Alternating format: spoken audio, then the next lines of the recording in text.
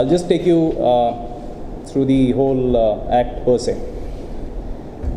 How much of a loan did Goa actually get from Jica? Was it 131 crores or was it less? And where did the balance come from? I will take you briefly through the whole Jica loan arrange agreement and the procedure involved. Now, the procedure to obtain a loan is such that the state government makes a proposal to the central ministries. The central ministries then examine the proposals and recommend it to the Department of Economic Affairs. The proposals are then prioritized, shortlisted, and then posed to the government of Japan, who then asks Jica to go ahead with it.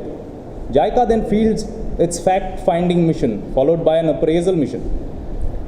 Based on the recommendation of whichever project is selected, Japan then makes a commitment of yen loan for the projects. Let me underline that it's a yen loan. It's in their Japanese currency. Now, the Goa project features under the Ministry of Urban Development. The terms and conditions of the loan consider interest of 1.4% per annum for general projects, whereas environmental projects are around 0.30% per annum. I'll give you a brief description of the Goa Jica project. The objective was to provide safe and reliable water supply in Goa, upgrading the facilities at Salauli scheme, and to provide sewerage facilities in Goa. The scope of the work included construction of water supply and sewerage facilities, institutional improvements, and consulting services. Now, the initial estimate in 2007 was taken to be 27766 million yen as the whole project cost, out of which the Japanese component was 22,806 million yen. Now, there is no mention anywhere about who would foot this difference of 4960 million yen at that point in time. Now, this 22,806 component included the actual project cost of 19087 million yen plus the interest and the contingencies. In the same arrangement, it was very clearly mentioned that any balance remaining on the item mentioned and all other items are to be financed by the borrower. That means the government of Goa.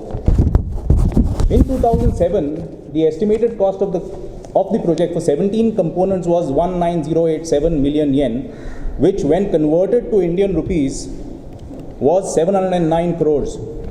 At that time, one Indian rupee was 2.69 Japanese yen.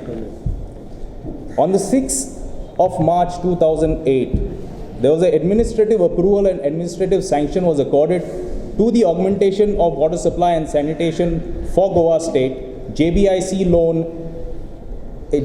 ODA loan project amount to 1031 crores, an increase from 709 to 1031.90 crores, which is a difference of 322 crores. Now, this order was signed by Mr. Vachasundar SPCE and also confirmed by Mr. Shripad Naik, who was the Joint Director of Accounts.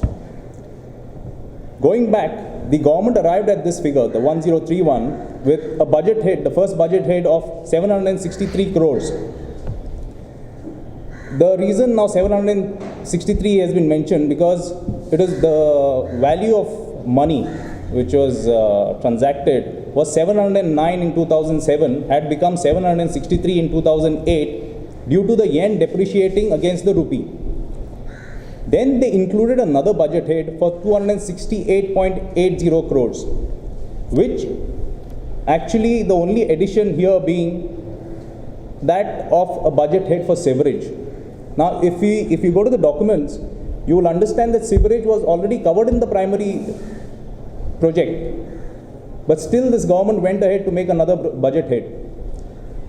On the 23rd of January 2009, Vachasundar prepared a report stating that the government of Goa is availing a loan of 27766 million yen, whereas in reality it should have been mentioned as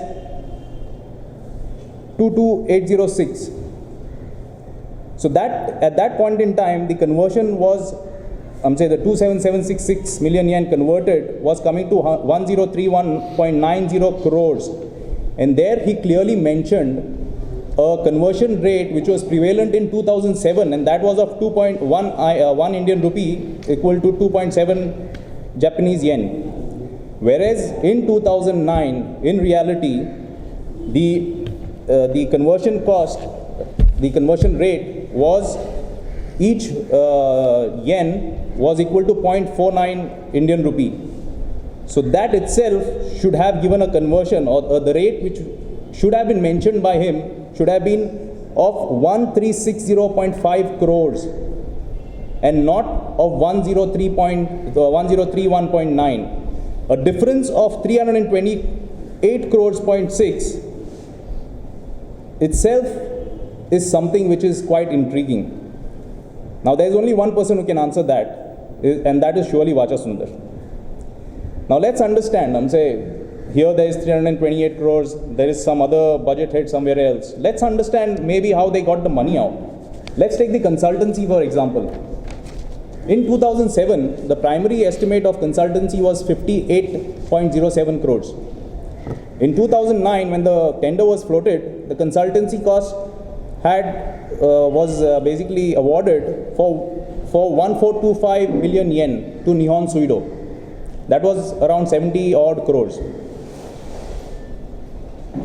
Going back, Nihon Suido's initial tender which they had quoted, the initial quote was 2229 million yen, which subsequently was negotiated by this government over a period of 3 meetings to 1425 million yen. I don't know how many people have ever been witness to such a negotiation wherein the main tenderer decreases the cost by 36%. There was a report some time back in one of the newspapers that the NSC consultants were paid 75 crores, though the contract value was 70 crores. Now maybe there's some correlation there. We'll consider the second package of expansion of 100 MLD water treatment plant and intake at Salauli, which initially in 2007 was estimated at 73.79 crores and tendered later or contracted later for 138.5 crores, an increase of 65 crores.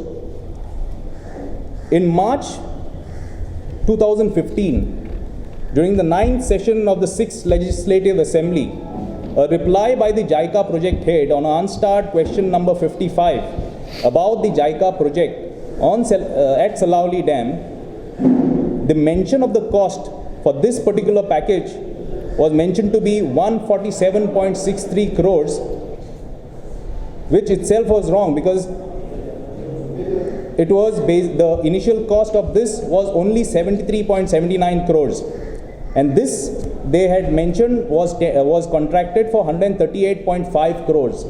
Now we would like to ask this question: was this undertaken, the fudging of figures, so that the government could proclaim that they had reduced the cost, like the way Davalikar and Parikar keep telling everyone?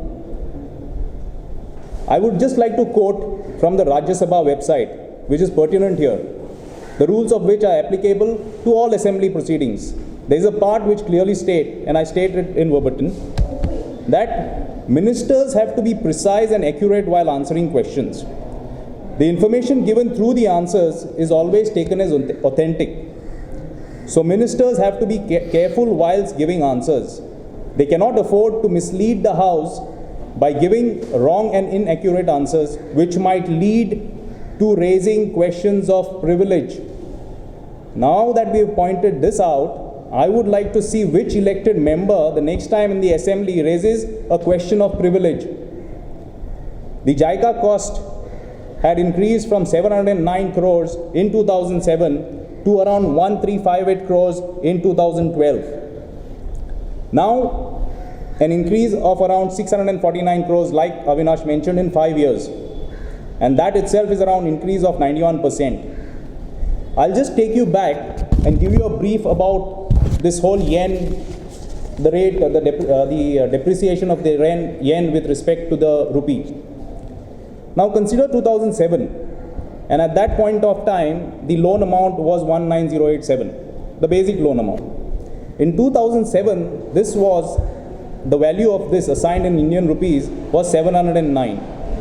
If we take this as the base estimate, means this 19087.433 yen, then in 2008 it becomes 763, in 2009 it becomes 935,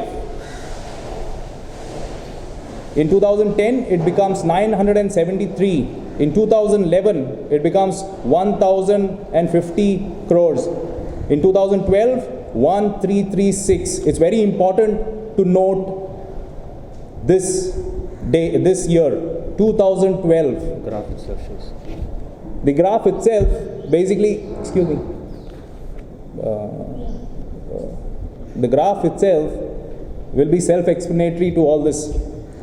So in 2013 it was somewhere around 1011 and so forth and so on till 2014 it was 1126 and 2015 973.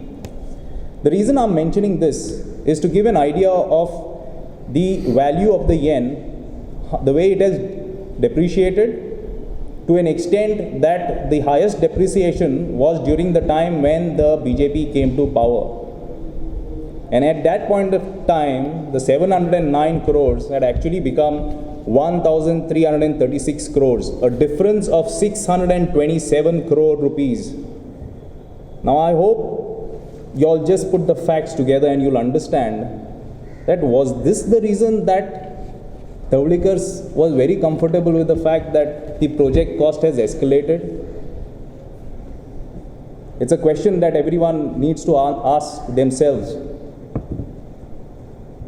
I will give you a breakup of the funds spent till date on Jica projects through the years. From 2008 to 2012, I'm talking about financial years here, so it will end in March. From 2008 to 2012, it was, the Jica share was somewhere around 198.33 crores. And from 2012 to 2015, the Jica share was around 492 crores. Now if you consider the total Jica share till 2015, it comes to 690.40 crores. And the project, the percentage of the project which has come during the time, from the time rather, the BJP has come to power is around 70%, 71% of the whole Jica project. So now looking at the above information, I hope it is evident that which party may have made more money on this project. No wonder that Mr. Parsekar, from the time the news broke out from 19th, has been reluctant to involve the CBI, because then a lot of questions will be raised on the Raksha Mantri, because he was the Chief Minister then, and the PWD Minister, Mr. Ramakrishna Davlikar, who somehow is considered to be the giver in Goan history. I'm saying anyone who goes to his place, I am told, with whatever reason, comes back with nothing less than maybe 10-20,000 rupees. Now I wonder where he gets this money from, if not for all such things which he undertakes. And of course, I have to underline that he wouldn't have been able to undertake this if the BJP was serious about its commitment to zero tolerance to corruption. Because such a prime portfolio was given to Mr. Davlikar by Mr. Parrikar himself. So what is this kind of arrangement do we actually see? At the same time, as we had mentioned, that all of this, the whole project, whatever proposals are put up, is vetted and approved by Jica at all times. And we had also raised the question about who was it at Jica who has been batting for Vacha Sundar, Churchill, Digambar, Davlikar, Parrikar and Parsekar. Now you would understand why Vacha Sundar was the most eligible candidate for both the governments. Post-retirement, I believe even Vachas mentioned it, that the Congress used to give me extension is only 6 months. But somehow after the BJP has come to power, he is getting extension for 3 years or till the end of the project. Way back on 27/8/2012, there was an article which was written, which featured on the Goan on Saturday, of course by the Timlos. I'm saying the owners were Timlos, by Mr. Ajay Thakur. In that itself, this whole thing, what we are disclosing now, was amply put out for the public to understand. A cost overrun of 17 components from 709 crores in to 1358 crores in 2011. So the difference of 649 was shown then. At that point in time, like the way Avinash had mentioned, Davlikar had said that there is nothing unusual about increasing costs, it happens all the time.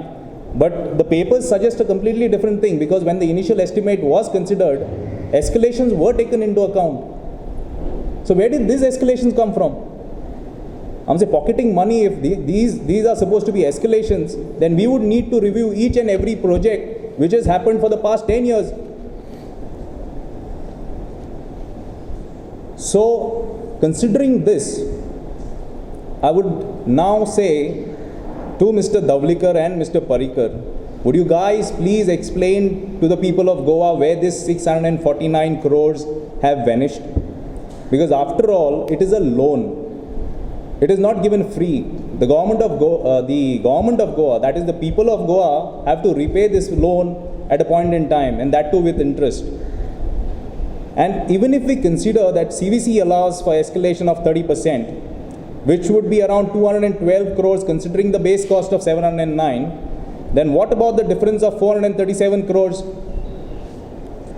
even though escalation had been considered previously? All this time, through the past 2 days, the United Goans Foundation was reiterating the fact that the people of Goa and the law agencies should look at this as a gigantic scam and not only related to a particular bribery issue of somewhere around 4 crores. Yes, that the bribery issue is a crime in itself, but surely not compared to what this figure suggests. We truly appreciate the kind of importance you people present here are giving to this expose of United Goans Foundation. Because on day one itself, we had requested the cooperation of all the publications in helping us to reveal to the people of Goa what the truth is. Though we wonder why some others are not taking the subject very seriously. Now it clearly shows that you people are more concerned about the welfare of Goa than the other guys who are not present here. Let's be clear about one thing though, that as they say, every crime leaves a trail and every Goan is surely not for sale. Thank you so much. We will be conducting another conference tomorrow, the press conference, in which another dimension will be exposed. I hope that by the end of 5 days, a lot of things will be clear. And I hope that the documents with us which are present will reveal to the people of Goa that this scam is in reality a scam of more than 450 crores. So it's now time for the people of Goa to ask the leaders of Goa that where has their money gone. Thank you so much.